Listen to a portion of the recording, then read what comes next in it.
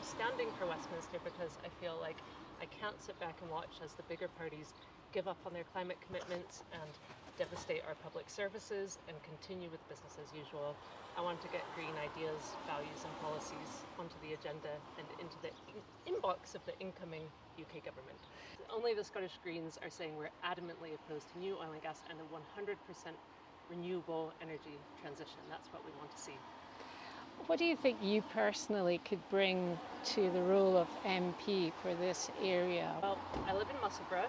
I'm quite embedded in the community now. I've been there for 2 years and I've joined lots of local groups like Sustaining Musselburgh, Yes Musselburgh, Musselburgh Street Clean and all that. I'm a long-time campaigner on climate change and social justice. Since I moved to Edinburgh in 2007, I went to the University of Edinburgh there.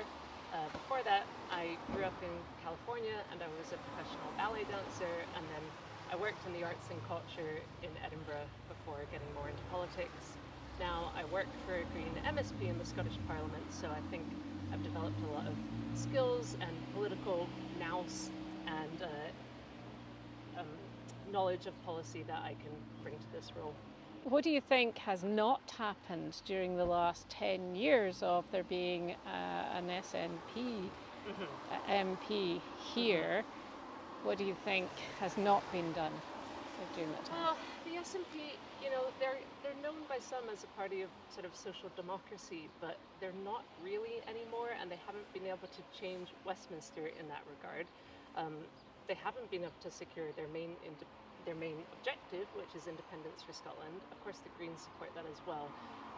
But now we're trying to take a more realistic tack and calling for full devolution of remaining powers from Westminster until we... So my priorities are, number one, action on the climate emergency.